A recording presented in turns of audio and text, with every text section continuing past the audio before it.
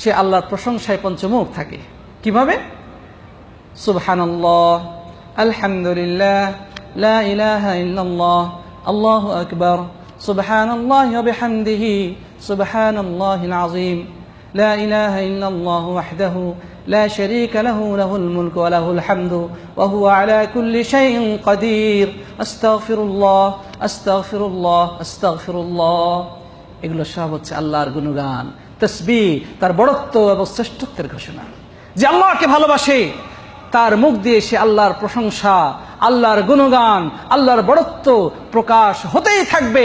উঠতে, বসতে, চলতে, ফিরতে, ঘুমাতে যাওয়ার আগে, ঘুমার থেকে ওঠার পরে, টয়লেটে যাওয়ার আগে, টয়লেট থেকে বের হওয়ার পরে, বাড়ি থেকে ঢোকার সময়, বাড়ি থেকে বের হওয়ার সময়, স্ত্রী সহবাসের সময় সে আল্লাহকে ভুলে যায় না। সুবহানাল্লাহ। তার আল্লাহ সুবহানাহু ওয়া তাআলা ভালোবাসার প্রমাণ হচ্ছে তার জীবনের প্রত্যেকটি ক্ষেত্রে, জীবনের প্রত্যেকটি পদে পদে সে আল্লাহ সুবহানাহু ওয়া তাআলার স্মরণ করে, জিকির করে। আলা বিযিকরিল্লাহি তাতমাইন্নুল কুলুব। আল্লাহ রাব্বুল আলামিন বলেছেন, জেনে রাখো আল্লাহর জিকিরের মধ্যেই মানুষের মনে তৃপ্তি আসে, মানুষের মন প্রশান্ত হয়।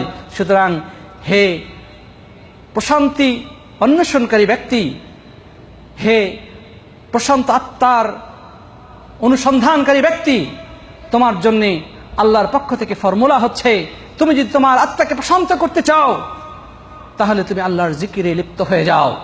সবচেয়ে উত্তম জিকির হচ্ছে তেলাওয়াতুল কোরআনুল কারীম। সবচেয়ে উত্তম জিকির কোনটা? কোরআনে কারীমের তেলাওয়াত। এর থেকে উত্তম জিকির দুনিয়ার বুকে আর কিছু নেই। যেই জিকিরের মধ্যে প্রত্যেকটি অক্ষরে একটি করে নেকি রয়েছে, যেই নেকি 10টা নেকির সমপরিমাণ। কয়টা নেকির সমপরিমাণ? 10টা। আর দ্বিতীয় কোনো জিকির কি আছে যেরকম প্রতিটি অক্ষরে অক্ষরে নেকি দেওয়া হয়?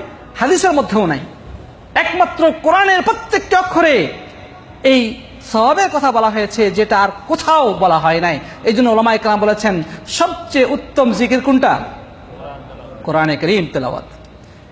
তাহলে এখন একটা প্রশ্ন, সবচেয়ে উত্তম জিকির যদি কোরআনে কারীম তেলাওয়াত হয়ে থাকে, তো এখন আমি কোরআন তেলাওয়াত করতেছি, এদিকে আজান হচ্ছে, এখন আমার জন্য আজান দেওয়াটা বেশি উত্তম, আজানের জবাব দেওয়াটা বেশি উত্তম, নাকি কোরআন তেলাওয়াত কন্টিনিউ করা উত্তম?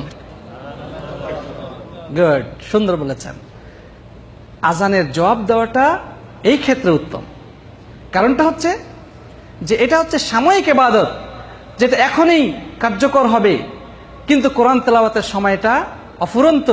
আপনি আজানের আগেও পড়ছিলেন, আজানের পরেও আমি কন্টিনিউ করতে পারবেন, কিন্তু আজান যেহেতু হচ্ছে এই সময় আপনি কোরআনে কারীম অফ রেখে আপনি আজানের জবাব দিবেন।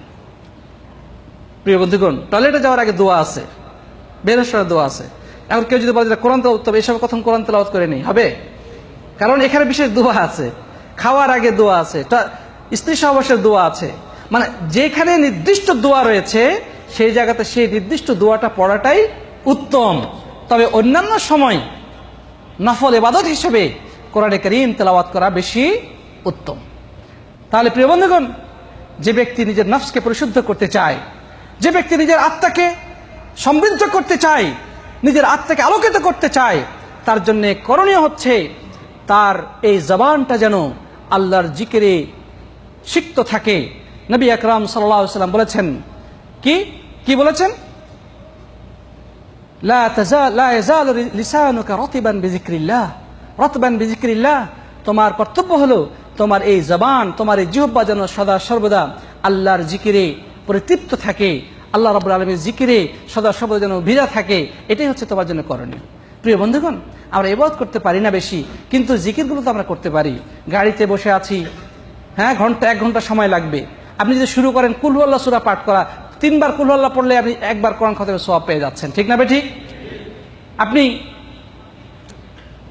এভাবে করে কোরআনে কারীমের সূরাগুলো যদি পড়েন, মুখস্থ পড়েন, সুবহানাল্লাহ, আলহামদুলিল্লাহ, আল্লাহু আকবার গুলো পড়তে থাকেন, তাহলে আপনি কত সওয়াব অধিকারী হলেন। প্রিয় ভাইরা আমার, এই জন্যে আমরা যদি চাই আমাদের মনকে পরিশুদ্ধ করতে, আত্মাকে আলোকিত করতে, তাহলে আমাদের উচিত হবে এই জবানকে, এই জিহ্বাকে আল্লাহর জিকির দ্বারা সিক্ত রাখার চেষ্টা করা, জিকির দ্বারা এই অন্তরকে, এই জিহ্বাকে ভিজা রাখার চেষ্টা করা। এটাই হচ্ছে আমাদের অন্যতম কর্তব্য। তারপরে প্রিয় বন্ধুগণ,